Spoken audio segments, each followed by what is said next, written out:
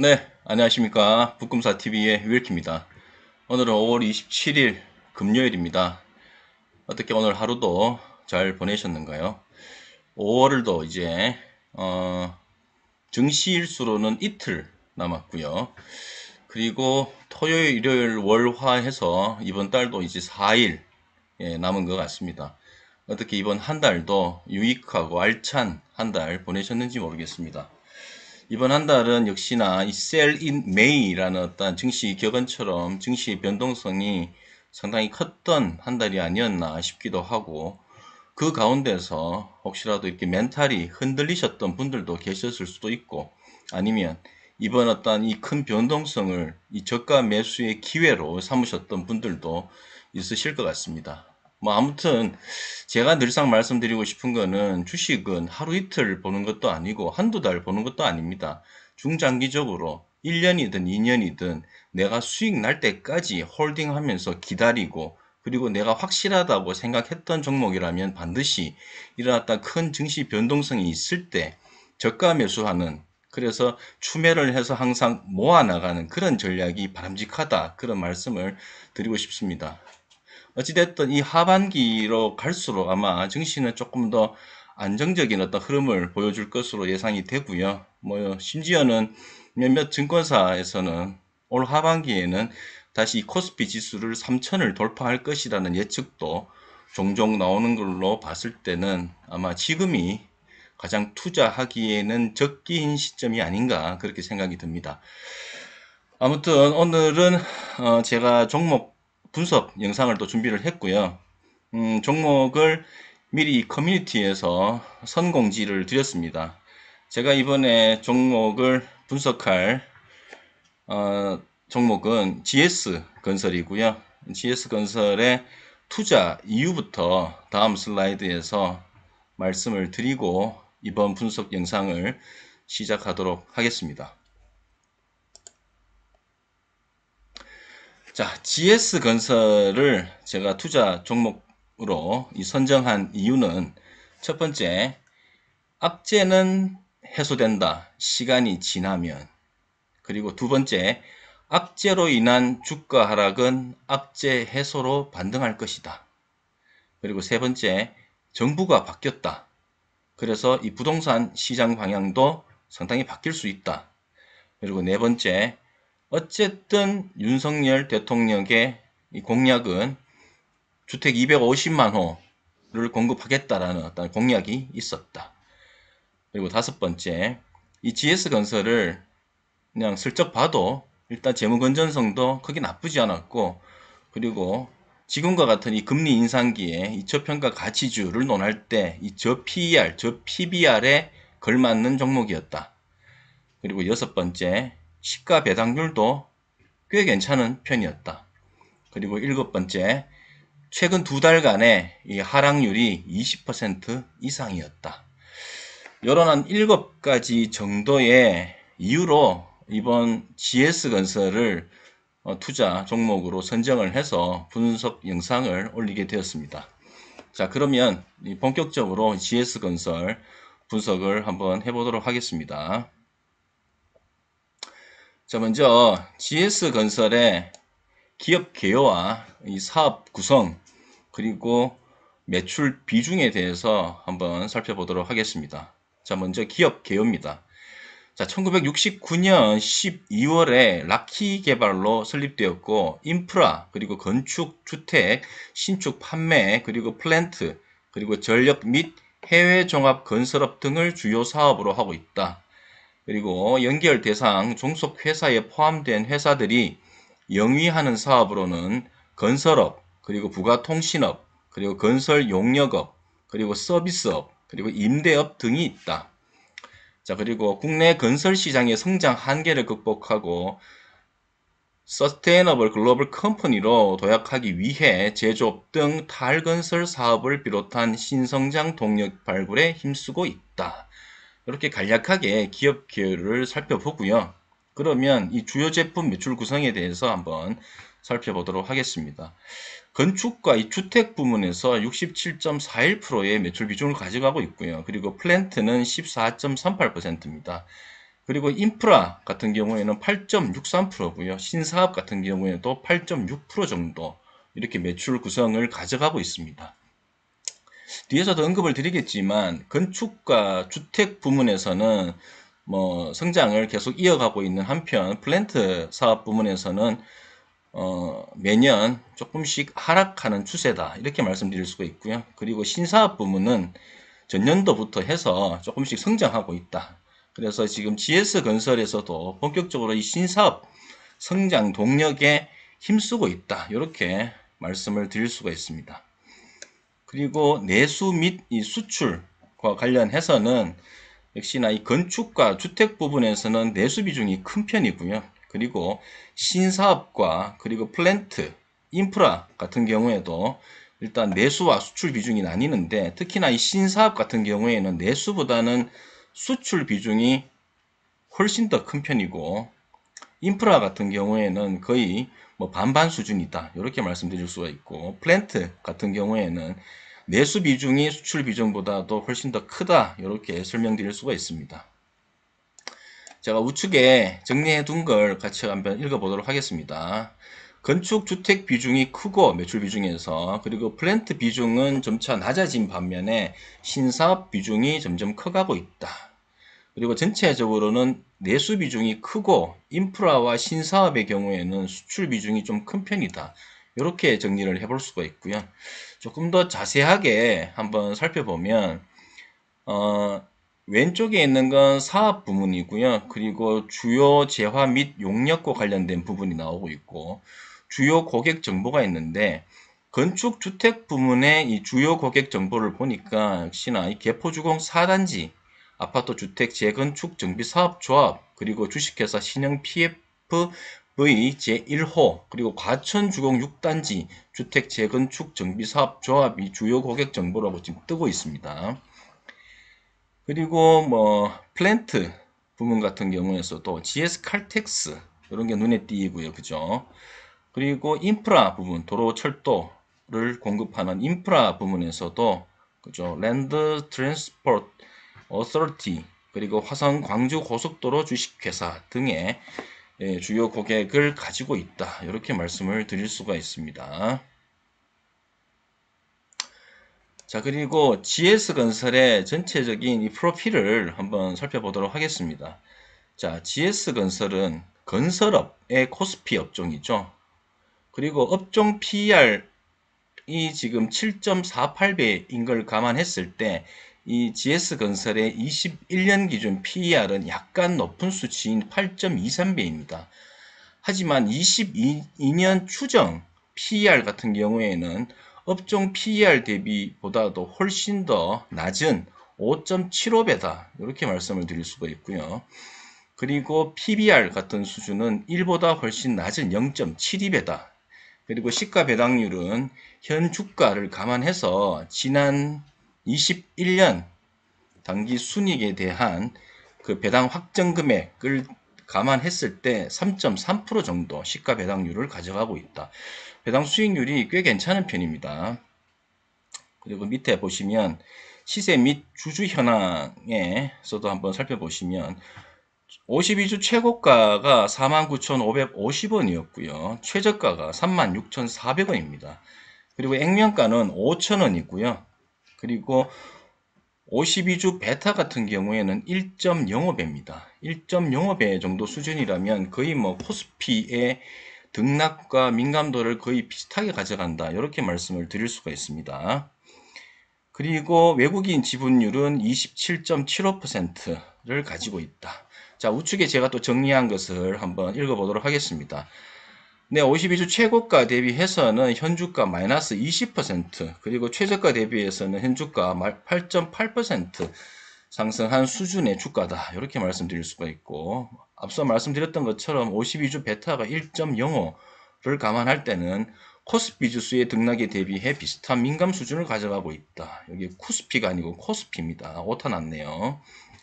자, 그리고 외국인 지분율은 27.75%이고요. 그리고 업종 대비 PER은 21년 기준 했을 때는 뭐 낮은 수준은 아니죠. 하지만 업종 대비 PER이 22년 추정 PER을 감안했을 때는 현재의 낮은 수준으로서 올해 실적이 상당히 좋을 것으로 예상한다. 이렇게 미리 말씀드릴 수가 있을 것 같습니다. 그리고 GS건설의 이 판관 비율 그리고 매출 원가의 추이에 대해서 이 그림을 통해서 한번 살펴볼 건데, 왼쪽에 보시는 것은 판관 비율입니다. 판관 비율은 2018년부터 해서 19년, 20년, 21년까지 점진적으로 계속 상승하는 추세입니다. 그죠?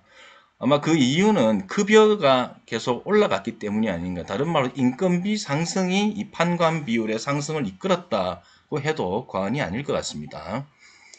그리고 매출 원가 추이를 보시면 뭐 2018년, 19년, 20년, 21년까지 크게 변동은 없어 보입니다. 하지만 22년 하반기부터 해서, 아니 21년 하반기부터 해서 22년 지금 1분기 그리고 2분기 초까지만 해도 지금 원자재 값의 어떤 폭등으로 인해서 아무래도 이 영업 이익률 그리고 이 매출 원가율 이런 부분에 있어서는 조금 좋지 않을 것으로 예상이 되기 때문에 다음 사업 보고서가 나올 때는 아마 매출 원가율이 21년 85%보다는 소폭이라도 올라갈 것으로 예상을 하고 있습니다. 제가 밑에 정리한 것을 같이 또 한번 읽어보도록 하겠습니다. 매출 원가율은 크게 변동이 없어 보이지만 21년 후반부터 22년 상반기에 걸쳐서 원자재 값의 폭등으로 인해 원가율이 22년 보고서에서는 조금 높아질 전망이다. 그죠? 그리고 판관 비율의 경우에는 인건비 증가로 인해서 2018년부터 해서 계속 매년 오르는 추세다. 자, 그러면 조금 더 자세하게 한번 매출 원가에 관련해서 조금 살펴보면, 지금 요 자료는 최근 분기 보고서가 나왔는데 이 분기 보고서에서 발췌한 내용입니다. 자, GS건설의 이 원재료 뭐가 있냐면은 철근, 그죠? 그리고 레미콘, 시멘트, 전선, 그죠? 뭐 토건 기타, 플랜트 기자재 이렇게 나뉘어질 수 있는데, 그 중에서도 철근 같은 경우에는 53기 대비해서 54기 1분기, 그죠? 그러니까 22년 1분기에 전년 대비해서도 확연히, 그죠? 상승한 것을 볼 수가 있습니다. 그죠? 톤당 95만이었던 게 지금 22년 1분기에는 톤당 99만 2천원 상승했죠. 레미콘 같은 경우에는 크게 변동은 없습니다. 하지만 시멘트 같은 경우에는 상당히 올랐습니다. 지금 21년 즉 53기에는 78,800원이었는데 22년 1분기 톤당 92,200원으로 상당히 크게 올랐습니다. 그죠? 그래서 아무래도 21년까지만 해도 매출 원가율이 그냥 뭐 85% 수준에서 전년 대비 크게 뭐 변동은 없어 보였지만 아마 22년 올해 이 부분에서는 매출 원가율이 그래도 상당히 좀 올라갈 것 같다. 특히나 이런 부분들 때문에 뭐 영업 이익이라든지 이런 어떤 수익성 부분에서는 조금 둔화될 것 같다라는 것을 예상해 볼 수가 있을 것 같습니다. 자, 그러면 GS건설의 실적 그리고 멀티플 지표 그리고 재무 비율과 관련된 지표에 대해서 한번 살펴보도록 하겠습니다.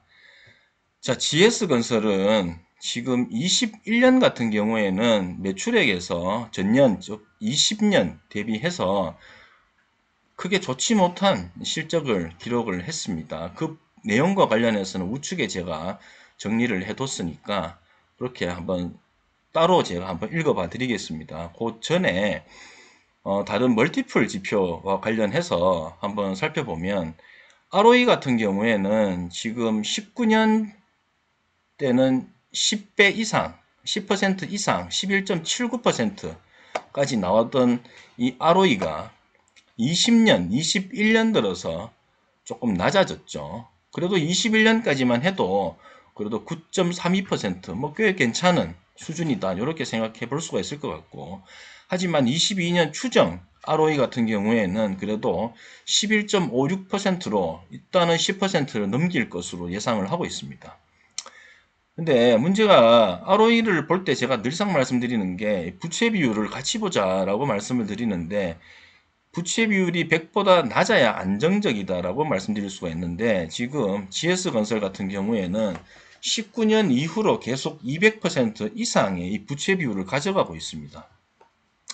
이 부분이 지금 GS건설의 이 재무 건전성인 측면에서도 가장 단점이자 GS건설의 가장 이 기업 자체로 봤을 때도 가장 큰 단점이 이 부채가 많은 게 단점입니다. 하지만 제가 이 부채 비율을 보면서 뒤에서도 이자 보상 비율도 한번 말씀을 드리겠지만 이 부채 비율이 높을 때는 당좌 비율도 같이 봐주는 게 괜찮습니다. 왜냐?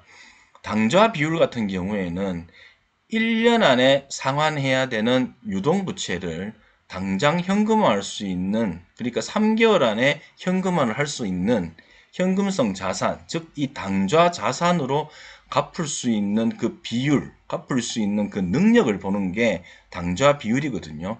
보통 100을 기준으로 해서 적정 수준이라고 하는데 이때 지금 GS건설 같은 경우에는 그래도 당좌 비율이 85% 정도 수준으로서 100보다는 조금 못 미치지만 그나마 부채 비율이 200% 이상인 걸 감안했을 때 당좌 비율이 85%이다면 그래도 그나마 안도를 할 수 있는 수준이다. 이렇게 말씀드릴 수가 있을 것 같습니다. 그리고 자본금 대비해서 회사 내부에 쌓아두고 있는 잉여금, 즉 현금 얼마만큼 되느냐. 이 유보율 2018% 21년 기준 해서 이렇게 쌓아두고 있다 말씀드릴 수가 있고요. 그리고 이 PER 앞서서도 말씀드렸지만 21년 실적을 감안했을 때는 뭐 업종 대비 PER보다도 약간 높은 수준이지만 그래도 22년 추정 PER은 현재의 낮아진다. 이렇게 볼 수가 있고요. 그리고 PBR 수준 같은 경우에도 어쨌든 1보다 낮은 일단 0.73배에 뭐 꽤 괜찮은 이 PBR 수준을 가져가고 있고 22년 추정 PBR 같은 경우에도 상당히 좋은 흐름을 계속 지속해서 가져갈 수 있다라는 것을 보여주고 있습니다. 그리고 시가 배당률 같은 경우에는 지금 앞서서 보셨던 것처럼 약 한 3% 이상의 시가 배당률을 가져가고 있기 때문에 이런 어떤 지금과 같은 금리 인상기에는 시가 배당률이 높은 기업에 투자하는 것이 상당히 바람직하거든요. 그래서 꽤 괜찮다 이렇게 말씀드릴 수가 있습니다. 근데다가 GS건설이 그래도 배당 성향이 타 회사보다는 조금 높은 수준이더라고요. 20년에는 30% 이상이었고 21년에도 27%. 그래도 이 정도 수준이면은 그래도 꽤 괜찮은 배당 성향을 가져가고 있는 겁니다. 그래서 배당에 있어서는 GS건설이 그래도 주주 친화적인 움직임을 조금 보여주고 있는 것 같다. 이렇게 설명을 드릴 수가 있습니다. 자, 그러면 이제 실적에 대해서 한번 조금 더 심도 있게 말씀을 드릴 건데, 자, 21년도에 매출액이 마이너스 성장을 했습니다. 특히나 계속 10조 이상 가던 매출이 9조로 떨어졌습니다. 그죠? 어찌 보면 실적에 있어서는 상당히 쇼크 수준이었고, 4분기 같은 부분, 4분기, 그러니까 21년 4분기에서는 매출액에서는 성장을 했습니다. 그죠? 하지만 전년 동기 대비 해서 영업이익에서는 뭐 전년 동기 대비해서는 지금 전년 동기를 지금 확인할 수가 없죠. 그죠? 전년 동기 대비 여기 20년 12월 2049억 대비해서 21년 12월 그죠? 4분기 1927억으로서 소폭 감소를 했네요. 그죠? 이런 부분들에 대한 내용을 제가 우측에 기록을 해뒀으니까 같이 한번 읽어보도록 하겠습니다. 자, 21년도에 지금 매출액의 역성장, 그죠? 21년도의 부진은 플랜트 부문 매출이 절반으로 뚝 떨어진 탓이다. 그죠? 그리고 21년도 이 GS건설은 플랜트 부문에서 1조 3천억 원의 매출을 기록을 했다. 그리고 20년도 실적이 플랜트 부문에서 2조 7,550억 원의 어떤 걸 감안했을 때는 52%나 감소한 실적이었다. 그리고 플랜트 부문 매출은 2018년 4조 8,040억 원을 기록한 이후에 매년 감소를 하고 있다. 그러니까 지금 21년도에 어떤 이 매출액의 역상장의 가장 큰 원인은 이 플랜트 부문 매출이 감소했기 때문이다. 이렇게 정리를 해볼 수가 있죠. 자, 그리고 계속 읽어보도록 하겠습니다. 자, 21년 GS건설의 건축 그리고 주택 매출은 6조 910억 원으로서 전년 5,840억 원에 비해서는 약 5% 증가한 수준이다. 그리고 신사업 부문 매출은 7,780억 원으로 같은 기간 27% 올랐지만 전체 사업 대비 차지하는 비중은 여전히 미미한 수준이다. 하지만 신사업 부문이 회사에서 가장 역점을 두고 지금 공격적으로 하고 있는 만큼 계속 조금씩 커가고 있더라고요. 그래서 아마 이 플랜트 부문 매출의 감소를 이 신사업 쪽으로 상쇄하려는 노력을 상당히 보이고 있다. 이렇게 말씀드릴 수가 있습니다. 그리고 2021년 GS건설은 전망치보다 3,700억 원 적은 13조 3,300억 원을 수주를 했고요. 그리고 21년 4분기 들어서 5조 9,020억 원을 수주하면서 몰아쳤지만 그래도 목표치보다는 2.7% 모자란 수준으로 마무리가 되었습니다. 그래서 2021년도에는 일단 매출액도 역성장했지만 수주도 생각보다는 미치지 못했다. 이렇게 정리를 해볼 수가 있죠. 그리고 신사업을 통해서 역시나 회사는 포트폴리오를 다각화를 시도를 하고 있고요. 그리고 지난 2020년 인수한 폴란드 모듈러 주택 건설사 이 다누드는 작년에 6,150억 원의 매출을 올리면서 신사업 중에서는 그래도 두드러진 실적을 보였습니다.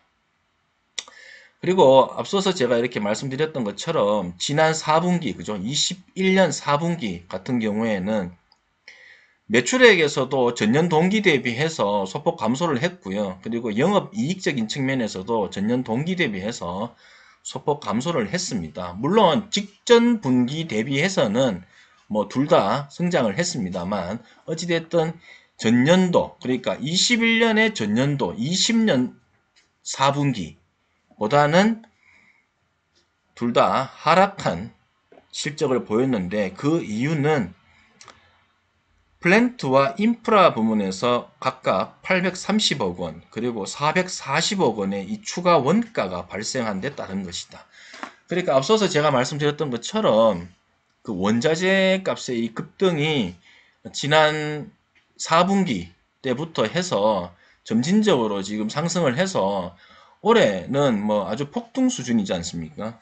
그러다 보니까 이 4분기 때부터 실적에 있어서 조금 영향을 받았다. 이렇게 말씀을 드릴 수가 있습니다. 그리고 최근에 1분기 실적 발표를 했죠. 22년 1분기입니다. 올해 1분기. 자, 올해 1분기 실적 발표를 했는데 현재 지금 네이버 상에서 보여주고 있는 실적, 1분기 실적과 최근 분기 보고서에서 발표한 실적과 조금 차이가 있어서 요거는 무시하시고 제가 띄워드리는 내용을 직접 보도록 하겠습니다. 자, 보시면 54기 1분기가 지금 22년 1분기거든요. 22년 1분기에는 보시다시피 2조 3,750억 원의 매출을 기록을 했고요. 그리고 영업이익 같은 경우에는 1,530억 원 정도 영업이익을 기록을 했는데 매출액은 뭐 조금 성장을 했지만 영업이익은 오히려 역성장했다. 이렇게 정리를 해볼 수가 있고 22년 1분기 실적 리뷰와 관련해서는 제가 뒤에서도 슬라이드에서 좀 준비를 한 게 있으니까 그때 설명을 또 자세하게 드릴 수 있도록 하겠습니다. 자, 그러면 이 화면에서의 정리를 한번 해보도록 하겠습니다. 뭐 실적 관련해서는 제가 말씀을 다 드렸고요. 자, ROE는 업종 대비 조금 높은 편이긴 하지만 역시나 부채 비율이 200% 이상으로 높은 게 아쉽다. 하지만 당좌 비율이 21년 기준 해서 85% 수준인 만큼 이 부채 비율이 200% 이상인 이 부분이 크게 걱정할 수준까지는 아니다. 하지만 단점은 단점이다. 그죠? 자, 그리고 배당 성향이 지난해 27%로 괜찮은 수준이고, 그리고 시가 배당률도 3% 이상 되는 만큼 이 부분은 크게 장점으로 볼 수 있다. 이렇게 정리를 해볼 수가 있습니다. 자, 그리고 제가 앞서서 부채 비율이 높기 때문에 일단 당좌 비율도 같이 한번 봤고, 그리고 이자 보상 비율이라는 것도 같이 볼 수가 있는데, 이때 이자 보상 비율이 뭐냐 하면은 부채가 많은 기업들 같은 경우에는 납입해야 하는 그 차입 비용, 그죠? 그러니까 즉 이자 비용이 상당할 수 있지 않습니까? 그래서 보통 이자 보상 비율이라는 것을 같이 보는데, 이자 보상 비율은 뭐냐 하면 납부해야 될 그 이자가 당기 순이익 대비해서, 그러니까 이 당기 순이익이 납부해야 될 이자의 몇 배가 되는지 그거 보는 게 이자 보상 비율이거든요. 근데 17년 12월 기준 했을 때는 1.7배인 걸 1.7배인데 이때만 해도 GS건설이 실제 조금 뭐 좋지 않은 수준이다 이렇게 말씀드릴 수가 있었겠지만 18년, 19년, 20년, 21년까지 해서 그래도 뭐 5배 이상, 그죠? 지금 21년 같은 경우에는 7.1배. 그러니까 벌어들이는 이익이 납부해야 될 이자의 7배 이상 정도 수준이다 보니까 앞서서 보셨던 것처럼 부채 비율이 200%이기 때문에 이 회사 이거 재무 건전성이 완전히 낙제점 아니야라고도 생각할 수가 있겠지만, 하지만 이런 부분을 감안했을 때는 크게 우려할 만한 수준은 아니다. 이렇게 정리를 해볼 수가 있을 것 같습니다. 자, 이렇게 제가 적었죠. 21년 기준 7.1배로 우려할 수준은 아니다. 그죠? 하지만 17년도 때만 해도 1.7배밖에 안 되니까 상당히 우려될 만한 수준인 건 맞았다. 2017년도에는. 자, 그리고 자, GS건설의 실적을 한눈에 그림으로 한번 보도록 하겠습니다. GS건설의 연간 실적이고요. 지금 보시는 요 선 그래프는 영업이익률을 뜻하는 거고, 그리고 파란색은 전체 매출액이고요. 그리고 여기에 보이시는 연한 하늘색 같은 경우에는 영업이익을 뜻합니다. 18년부터 해서 뭐 영업이익도 조금씩 뭐 하락을 하고 있고, 매출액도 최근 21년 그죠? 10조 이상 하던 매출이 9조로 떨어졌습니다. 그죠? 좋지 않았다. 그와 더불어서 이 사업 부문별로 실적도 한번 그림으로 볼 건데, 보시다시피 이 건축과 주택 부분에서는 그래도 견조한 실적을 가져가고 있는 반면에, 앞서서도 말씀드렸지만 이 플랜트 사업 부문에서는 역시나 매출 실적이 상당히 지금 저조합니다. 그죠? 점점 줄어가고 있고. 하지만 반대로 회사에서 역점을 두고 있는 이 신사업의 경우에는 20년 대비해서 21년에도 역시나 성장을 가져가고 있습니다. 자, 그러면 22년 1분기, 그러니까 1, 2, 3월 요 22년 1분기 실적 최근에 발표를 했는데 관련해서 리뷰를 한번 해보도록 하겠습니다. 일단 기사를 헤드라인만 제가 한번 따와봤고요. 조선 비즈에서 22년 4월 27일 날 나온 뉴스였고요. 올해 1분기 영업이익 1,535억 원, 전년비 13% 감소라는 이 부정적 기사가 떴습니다. 사실 매출액은 성장을 했는데 오히려 영업이익은 조금 역성장을 했거든요. 그러다 보니까 좋은 건 내보내지 않고 조금 나쁜 걸 헤드라인으로 보냈네요. 자, GS건설은 27일 공정 공시를 통해서 올해 1분기 매출 2조 3,760억 원, 그리고 영업이익 1,540억 원을 기록했다고 밝혔다. 각각 작년 동기 대비 18% 증가, 그리고 13% 감소한 수준이다. 그러니까 매출은 전년도, 그러니까 21년 1분기 대비해서 18% 증가를 했는데, 영업이익은 21년 1분기 대비해서 13% 감소한 수준이다. 이렇게 발표를 했습니다. 조금 더 자세하게 한번 살펴보도록 하겠습니다. 자, 건축 그리고 주택 매출은 1조 7,230억 원으로 작년 1분기 보다도 40.7% 증가를 했습니다. 역시나 건축과 이 주택 매출이 상당히 견조한 실적을 가져갔다. 이걸 실적을 확인했다. 이렇게 볼 수가 있겠네요. 자, 22년 1분기 건축 주택 부문에서는 한강맨션 주택 재건축, 그리고 불광 5구역 주택 재개발, 그리고 상도 스타리움 주택 사업 등을 수주했고요. 그리고 신사업 부문에서는 역시나 폴란드 다누드사와 영국 엘리먼츠사의 모듈러 주택 부문을 수주하면서 수주액이 상당히 증가했다. 이렇게 내용을 이야기를 하고 있습니다. 그리고 영업이익은 전년 동기 대비해서 13% 하락을 했는데 GS건설은 지난해 주택 부문에서 분양 물량 26,800가구였는데 이 외에도 선착공 물량이 있었거든요. 1만 가구 정도. 이 선착공 물량이 있었는데 이 선착공 물량과 관련해서의 그 원가율 상전이 제대로 되지 않고 늦춰진 영향으로 이번에 영업이익을 상당히 조금 둔화된 실적으로 발표를 했다. 이렇게 말씀을 드릴 수가 있습니다. 조금 더 자세하게 말씀을 드리면 GS건설이 선착공한 이 국내 아파트 단지들의 이 건설 원가를 확정짓지 못하면서 1분기 영업이익에 악영향을 준 공시를 하게 됐는데 그러면 이 부분 같은 경우에는 일회성 요인이다. 일회성 악재였다. 이렇게 말씀을 드릴 수가 있죠. 원래 이 대형 건설사 같은 경우에는 이런 일이 잘 없거든요.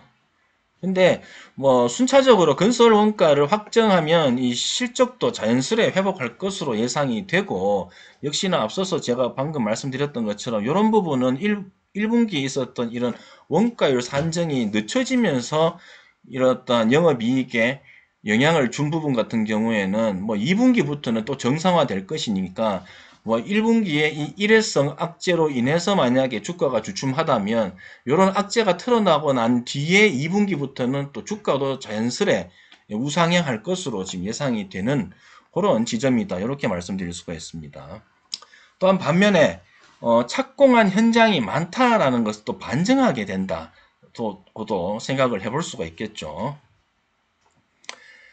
그리고 1분기에 이 플랜트 매출이 절반 가까이 또 감소를 했습니다. 22년 1분기 플랜트 매출은 1790억 원으로 전년 동기, 그러니까 21년 1분기 3480억 원에 비해서 48.6%가 감소를 했습니다.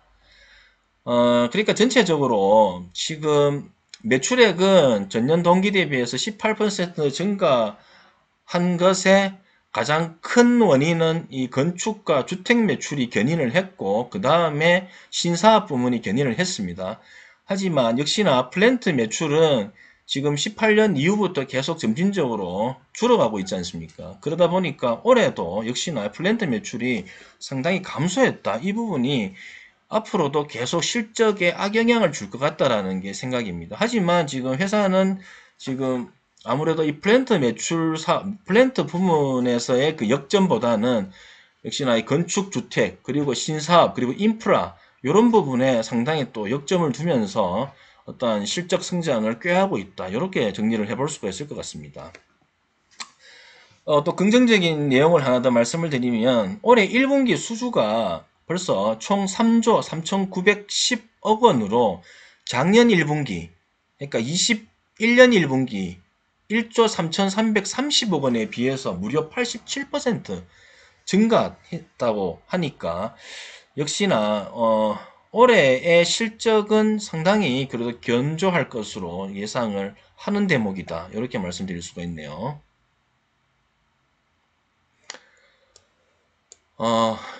이것도 앞서서 제가 한번 띄워드렸었는데 분기 보고서가 나왔다고 말씀드렸잖아요. 53기, 그러니까 21년 1분기 대비해서 22년 1분기에 매출액 성장률을 보시면 역시나 그죠? 2조 정도에서 2조 3천억 원으로 상당히 껑충 뛰어 올랐다. 매출액에서는. 하지만 영업이익에서는 그죠? 보시면 21년 1분기에는 1,760억 원이었는데 22년 1분기에는 영업이익이 1,530억 원 정도로, 그죠? 그 이유를 보면은 역시나 여기 보면 매출 원가가 보시다시피 상당히 21년 1분기 때보다도 22년 1분기 때 상당히 껑충 뛰어 오른 것을 볼 수가 있습니다.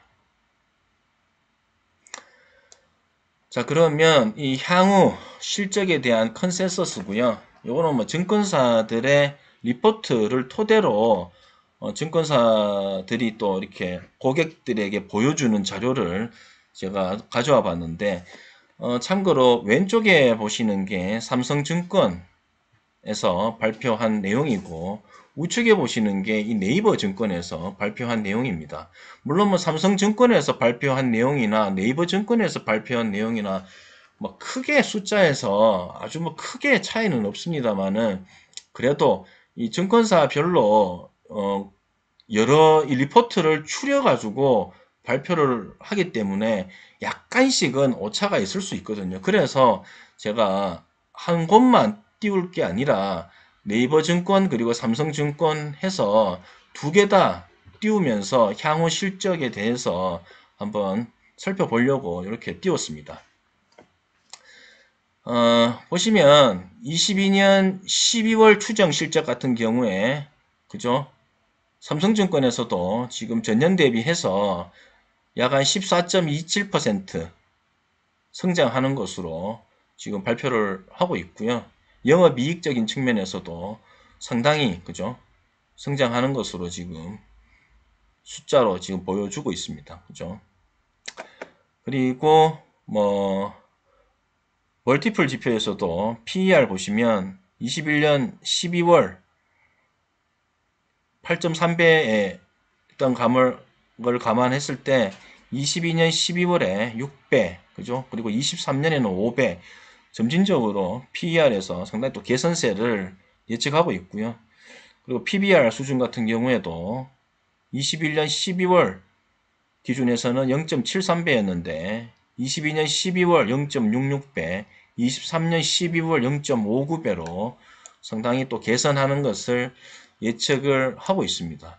자, 우측에 보시는 네이버 증권에서도 살펴보시면 매출액에서 앞서서 삼성증권에서 발표한 자료에서는 14.27% 매출액 성장률을 가져갈 거라고 22년에 이렇게 이야기를 하고 있는데, 네이버 증권에서도 22년에 약 한 13.82% 매출 성장률을 가져갈 거라고 지금 예측을 하고 있고요. 그리고 영업이익도 뭐 전년 대비해서 또 상당히 큰 폭으로 성장하는 것으로 숫자를 지금 보여주고 있습니다. 그죠? 23년도 역시나 매출액 성장률과 그리고 영업이익적인 측면에서도 상당히 괜찮은 숫자를 보여주고 있습니다. 멀티플 지표에서도 보시면 뭐 PER, PBR, 그죠? 그리고 EV 에비타 같은 경우에도 현저히 낮아지는 이 개선세를 22년, 23년에 나타날 것으로 지금 예상을 하고 있고요. 그리고 ROE 같은 경우에도 21년에 9% 정도 수준이었던 걸 22년, 23년에는 그래도 11% 이상으로 좀 높게 예측을 하고 있는 바, 일단은 이익적인 측면 그리고 일단 매출액, 실적과 관련된 부분에서 상당히 성장할 것으로 지금 예측을 하고 있습니다. 자, 정리를 해보면 22년 매출 성장률 13에서 14% 정도 성장하는 것으로 지금 이야기를 하고 있고요. 그리고 22년에 영업이익은 30% 정도 수준에서 성장할 것으로 예측을 하고 있습니다. 그리고 부채 비율 같은 경우에는 약간이나마 하락을 전망을 하고 있고요. 그리고 멀티플 지표에서 특히나 PER 그리고 PBR에서 상당한 개선 전망을 이야기를 하고 있습니다. 뭐 23년, 24년도 역시나 실적과 관련해서는 상당히 성장할 것으로 예상을 하고 있고, 그와 관련한 멀티플 지표 그리고 효율성 지표인 이 ROE 부분에서도 꽤 괜찮은 숫자를 이야기를 하고 있습니다. 자, 그러면 22년 멀티플 지표 추정을 조금 더 자세하게 한번 살펴보도록 하겠습니다. 자, 좌측에 보시는 21년 12월 기준 해서의 멀티플 지표 그리고 현금 배당 수익률이 있고요. 우측에 보시는 거는 22년 12월 추정 멀티플 지표와 이 배당 수익률을 이렇게 표시를 하고 있는데, 뭐 배당 수익률은 일단 배당금을 뭐 내년에 확정할 거니까 요거는 뭐 미래 예측이라서 이건 아예 보지를 마시고, 일단 실적과 관련한 이 멀티플 지표, 그죠? 를 보시면 역시나 21년보다도 22년에 PER, PBR, EV 에비타에서 상당히 낮아지는, 즉 개선세를 보여주는 그런 내용을 밝히고 있습니다. 하지만 PCR, 그죠? 주가 현금 흐름 비율이죠. 그죠? 이 부분에서는 이것도 낮아져야 좋은 거거든요. 근데 어찌됐든 21년 12월보다는 22년 12월 추정 PCR이 약간 높아지는 것을 보여주고 있습니다. 그래서 정리를 해보면 21년 대비 22년 현금 흐름 이 PCR을 제외하고는 대부분 지표에서는 그래도 뚜렷한 개선세를 예상을 하고 있습니다. 자, 동일 업종의 이 타 회사와의 비교인데요. GS건설과 현대건설, 삼성엔지니어링, 대우건설, DLENC를 두고 비교 분석한 자료고요. 제가 이렇게 대충 봤는데 크게 GS건설이 다른 어떠한 업체보다도 월등히 뛰어난 지표를 가지고 있다라고는 딱히 말을 할 수는 없어요. 하지만 전반적으로는 꽤 괜찮은 수준이다 정도로 정리를 하면 될 것 같습니다. 보시면 ROE 같은 경우에는 현대건설이 5.88%, 그죠?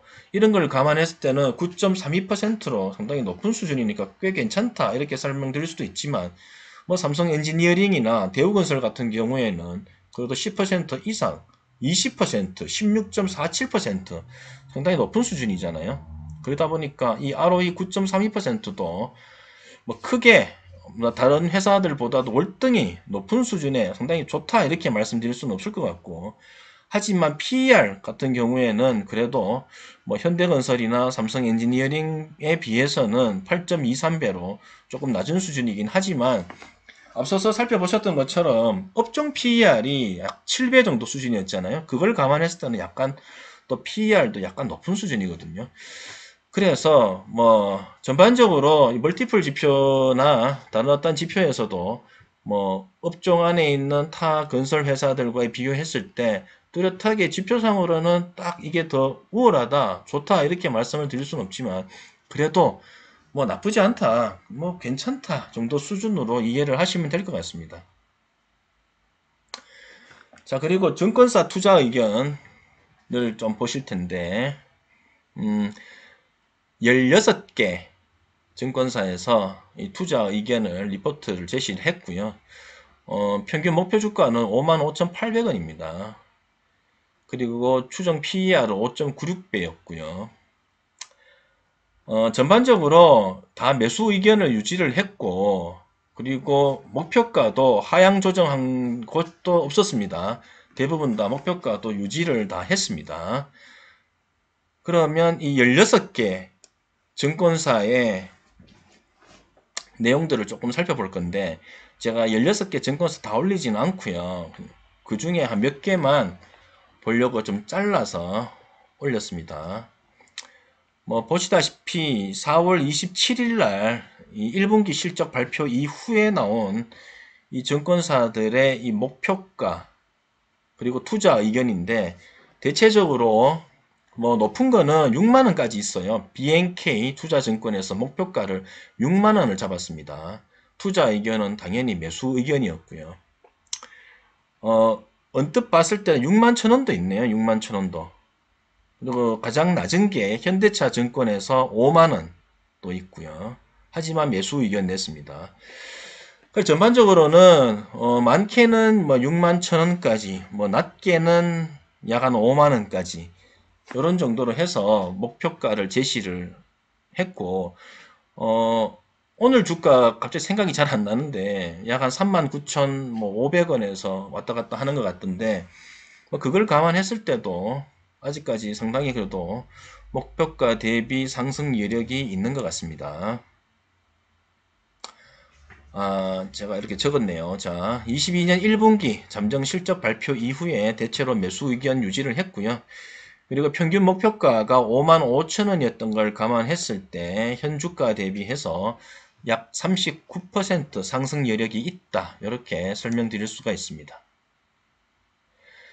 자, GS건설에 그러면 이 리포트 나온 거 4월 27일 그 1분기 실적 발표 이후에 약 16개 업체에서 목표가도 제시하고 그 관련해서 실적 리뷰도 하고 뭐 매수 의견도 내고 이런 어떤 리포트들을 정리한 내용들인데 뭐 다 읽지는 못하겠고요. 다 비슷비슷한 내용이라서 몇 개만 집어서 한번 읽어보도록 하겠습니다. 자, 22년 4월 28일자 하나투자증권에서 나온 리포트에서는 22년 1Q 영업이익은 시장 기대치를 18% 하회를 했다. 부정적으로 일단 이야기를 하면서 하지만 시선을 어디 두느냐에 달렸다라는 어떠한 코멘트를 달았네요. 뭐 이 부분은 투자자가 시선을 어디 두느냐 아니면은 이 GS건설의 경영자가 시선을 어디 두느냐 뭐 이런 정도로 이해를 하시면 될 것 같습니다. 그리고 22년 4월 28일 날 유안타증권에서 나온 거는 아쉬운 실적이었지만 그래도 이 개선 포인트가 있다. 그래서 기대감도 같이 공존한다. 이런 정도로 이해를 하시면 될 것 같고요. 그리고 신영증권 4월 28일자 보시면 역시나 주택 매출에 대한 성장은 확인을 했다. 그죠? 그리고 일시적 원가 조정 여파는 앞으로 줄어들 것이다. 그러니까 지금 원자재 값의 이 폭등으로 인한 수익성 악화는 향후 하반기로 갈수록 조금씩 개선 전망이 있다. 이렇게 정리를 해볼 수가 있을 것 같습니다. 뭐 다른 내용들도 다 비슷비슷한 내용입니다. 여기 또 보실까요? 키움증권 4월 28일자 1분기 영업이익은 그죠 1535억 원으로 시장 컨센을 하회를 했는데 역시나 원자재 가격 상승이 원인이었고 하지만 이 영향이 앞으로도 심각하지는 않을 전망이다. 이렇게 이야기를 했죠. 그리고 이제 5월 들어서는 또 이런 내용들이 있습니다. 자, GS건설, 자, 미래에셋증권에서 5월 25일자 리포트 나온 내용을 보시면 자, 정상화되는 주택 이익 증가가 가능하다. 그죠? 그리고 재건축 규제 완화와 그리고 신사업 확대에 따른 주가 변동이 예상이 된다. 주가가 상승으로 갈 수 있다. 이런 내용을 지금 적고 있습니다. 그리고 5월 10일자 NH투자증권에서 나온 리포트를 보시면 우호적인 이 재건축 재개발 정책이 나온다면 뭐 좋겠다. 그죠? 그리고 국내 원가 상승 위험은 하반기로 갈수록 안정화될 전망이다. 앞서서 4월 28일자 리포트에서 나온 내용과도 유사한 내용이 또 나오는 겁니다. 그러니까 지금의 이 원자재가 폭등으로 인한 수익성 악화는 하반기로 갈수록 개선 전망이 있다. 근데다가 지금 GS건설 같은 경우에는 최근 2달 동안 약 한 20% 정도 고점 대비해서 하락한 수준의 이 조정 구간을 거쳤거든요. 근데 그 조정 구간을 거친 이유가 이 원자재 가격 폭등으로 인한 이 수익성 전망이 불투명했기 때문입니다. 그러다 보니까 이 원자재 가격과 관련한 이 안정세가 된다면 향후 이 부분으로 인한 주가 하락을 어떻게 될까요, 그러면? 안정세가 되면 또 반등으로 가져갈 수도 있겠죠. 그죠? 이렇게 예상을 해볼 수가 있을 것 같습니다. 정리를 한번 해보겠습니다. 리포트를 정리를 해보면 1분기 영업이익 부진은 일시적이다. 그리고 원가 상승 리스크는 하반기로 갈수록 안정적일 것이다. 건축 주택 부문의 실적 성장은 역시나 확인을 했다. 차후의 실적 개선에 포인트를 주고 싶다. 역시나 실적과 관련한 이 개선은 2분기부터 서서히 나타날 것으로 보인다. 이렇게 16개의 리포트들의 내용을 정리를 해볼 수가 있을 것 같습니다. 자, 지금까지 방송한 것을 정리를 한번 해보도록 하겠습니다. 자, 1번 재무건전성은 부채 비율이 높은 것을 빼면 양호하다. 하지만 이자 보상 비율과 당좌 비율을 볼 때 부채가 많은 게 위험스러운 정도는 아니다. 이자 보상 비율이 21년 기준해서 7.1배, 당좌 비율 같은 경우에는 약 한 85% 수준이었습니다. 하지만 부채 비율이 200% 이상이었죠. 하지만 200% 이상이지만 어쨌든 이자 보상 비율과 이 당좌 비율을 감안할 때는 너무 우려할 만한 수준은 아니니까 조금은 안도하자. 자, 2번 전년도부터 올해 상반기까지의 이 플랜트 매출은 감소하고 건축, 주택 부문과 이 신사업이 실적을 견인하고 있다. 그죠? 3번 하반기로 갈수록 원자재 폭등에 따른 이 수익성 악화 리스크는 해소될 전망이다. 앞서서 리포트에서도 나왔었고 사실 이 원자재 폭등의 원인이 뭡니까? 그죠? 중국 봉쇄 그리고 러시아와 우크라이나의 교전 요 두 가지가 가장 큰 원인이거든요. 그러다 보니까 이 두 가지가 하나씩 해결이 된다면 원자재 같은 경우에는 어느 정도 안정화로 갈 가능성이 상당히 높습니다. 그렇게 된다면 역시나 이 건설업 부문에서의 이 원자재 폭등으로 인한 이 수익성 악화 부문도 서서히 좋아질 것으로 예상이 됩니다. 자, 4번 1분기 실적은 매출액 성장은 이루었지만 영업이익 측면에서는 부진했다. 이 부분은 원자재 비용 탓도 있지만 선착공 물량의 이 원가 산정이 늦어지면서 발생한 일회성 요인이 크다. 이 부분은 2분기부터는 해소가 된다. 자, 5번 최근 고점 대비 하락 요인은 원자재 비용 증가에 따른 이 실적 불확실성이 이슈였다. 하지만 이 부분으로 인한 조정은 악재가 해소가 된다면 역시나 이 주가 하락만큼 다시 주가가 반등할 여지를 남긴다. 그죠? 자, 6번 분양가 상한제 개편으로 인한 기대감 그리고 윤석열 대통령의 이 250만호 공약 실천 기대감 등은 역시나 앞으로의 이 건설주의 훈풍을 예상케 한다. 최근에 분양가 인상 상한제 개편과 관련한 뉴스가 이렇게 나왔습니다. 아마 다음 달에 이 분양가 상한제에 대한 개편에 대한 내용이 나올 것 같아요. 그렇게 되면 또 건설주가 또 한 번 튀어오를 수 있는 그런 모멘텀이 되겠죠. 자, 7번 시가 배당률이 3% 이상인 수준은 금리 인상기에 꽤 괜찮다. GS건설 지금 시가 배당률이 약 한 3.2에서 3.3% 정도 수준입니다. 꽤 괜찮은 수준이죠. 그리고 현금 배당 성향도 그죠? 약 한 27%에서 30%에 육박하는 만큼 회사가 그래도 배당에 있어서는 상당히 주주 친화적인 움직임을 가져가고 있다. 이렇게 설명드릴 수가 있어요. 자, 끝으로 GS건설에 투자를 권한다. 저는 이렇게 정리를 해봤습니다. 자, 마지막 슬라이드고요. 매수 포인트를 보시면 지금 제가 이렇게 줄을 그어 놓은 것이 지금 38,000원에서 38,500원인데 이 가격대가 심리적 지지 가격대라고 보시면 됩니다. 최고점 49,550원에서 고점 찍고 계속 하락을 했죠. 약 한 두 달 동안 약 한 20% 이상 하락을 했습니다. 5월 들어서 이 5일선이 21선을 상향 돌파하려고 상당히 시도를 했지만 역시나 21선이 강력한 저항선으로 작용을 하게 되면서 돌파를 못하고는 역시나 다시 하락하는 모습을 보여주다가 이 심리적 지지 가격대에서 다시 반등을 하게 되면서 최근에 한 며칠 동안 계속 올랐죠. 제가 이 커뮤니티에도 GS건설을 먼저 선공지를 드렸는데 이 선공지하고 난 이후부터는 계속 오르더라고요.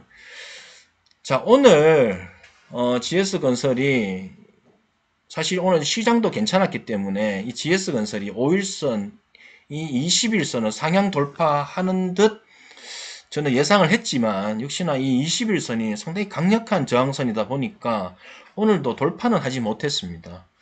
조금 좋지 않아 보이는 거는 이렇게 음봉이 떴다라는 거. 하지만 5일선이 21선을 상향 돌파하게 된다면 앞서서도 이렇게 저항선에 부딪혔다가 결국엔 떨어졌잖아요. 하지만 이번에 만약에 상향 돌파를 확실하게 해준다면 상당히 좋은 흐름으로 앞으로 가져갈 수 있다라는 기대감이 생깁니다. 근데 지금 뒤로 그러니까 6월부터는 뭐 크게 악재가 없어요. 지금 나올 거 다 나왔거든요. 지금 뭐 이번 달에 벌써 뭐 우리나라도 금리 인상했고, 미국 같은 경우에도 빅스텝으로 금리 인상했고, 뭐 지금 크게 나올 만한 것들이 없기 때문에 앞으로는 뭐 그래도 다음 달 뭐 분양가 상한제 개편안도 있고, 또 일단 뭐 건설과 관련된 뭐 호재도 아마 쏙쏙 나올 것으로 예상이 되는 바, 저는 지금 투자해도 나쁘지 않다라고 생각이 들고요. 일단 정리를 이렇게 한번 해봤습니다. 자, GS건설 바닥을 확인하고 반등하는 모습인 가운데 5일 이평선을 지지받으면서 20일 이평선을 상승 돌파 시점에 있는 만큼, 좀 요 시점입니다. 요 시점에 있는 만큼 단기적으로 관건은 역시나 5일선이 21선을 상향 돌파하느냐가 가장 큰 포인트다. 그죠? 앞서서도 말씀드렸죠. 앞서서 5일선이 21선에서 돌파 시도를 했지만 강력한 저항선이었다 보니까 이 저항받고 하락이 또 지속이 되었잖아요. 그죠? 그걸 감안했을 때는 이번에 만약에 5일선이 21선을 상향 돌파를 하게 된다면 앞으로 상당히 좋은 흐름으로 추세가 지속될 수 있다라고 저는 생각이 듭니다. 근데다가 지금 어찌됐든 1분기 실적이 나왔잖아요. 1분기 실적이 나왔는데 매출액은 큰 폭으로 성장을 했지만 영업이익적인 측면에서는 역성장했습니다. 아무래도 이 원자재 가격 폭등에 따른 뭐 이유가 있겠죠. 근데다가 또 1분기 실적 같은 경우에는 앞서서 말씀드렸던 것처럼 그 원가율 산정과 관련해서 또 늦춰진 거, 또 그런 어떤 일회성 또 이슈도 있었고, 그러다 보니까, 아마 1분기 실적이 가장 바닥이지 않을까. 그죠? 그러면 1분기 실적은 일단 발표를 했고, 그러면 2분기 기대감을 계속 가져가고 있는 지금 상황에서, 그리고 앞으로 나올 악재가 크게 없다라는 것을 감안하면, 역시나 제 생각은 빠른 시일 안에 이 5일 이평선이 20일 이평선을 상향 돌파할 것이다. 저는 그렇게 보고 있고, 저는 신규 매수를 추천을 드립니다. 그리고 추매도 괜찮을 거라고 생각이 듭니다. 물론 뭐 지수가 또 급락을 하거나 전체적인 이 글로벌 시장이 또 변동성을 또 크게 가져간다면 이 개별 종목도 또 빠지겠죠. 하지만 이 심리적 지지 가격, 요 가격을 만약에 하락 이탈하게 된다면 절대 손절은 하지 마시고 그때는 반드시 추매를 하셔라. 물타기. 아니면 뭐 주식이 없으신 분들은 그때 또 신규 매수를 해도 괜찮고요. 그래서 제가 늘상 드리고 싶은 말씀은 대부분 뭐 주식 유튜버들이 뭐 지지선, 심리적 지지 가격 이거 이탈하면 무조건 손절각 얘기하는데 저는 그렇게 생각하지 않습니다. 오히려 심리적 지지 가격을 이탈했을 때 사람들이 투매가 나오거든요. 그때 오히려 줍줍하는 그런 저가 매수하는 그런 전략을 늘상 말씀드리죠. 그래서 GS건설의 이 심리적 지지 가격 38,000원에서 38,500원 이게 만약에 무너지게 되면 그때는 반드시 줍줍하셔라. 하지만 지금 매수해도 괜찮다. 저는 그렇게 생각이 듭니다. 자, 오늘 이 GS건설의 분석 영상은 여기까지고요. 혹시라도 제 방송을 구독을 하시지 않으시고 보시는 분들은 반드시 구독 부탁드리겠고요. 그리고 좋아요, 그리고 응원 댓글도 부탁드리겠습니다. 네, 감사합니다.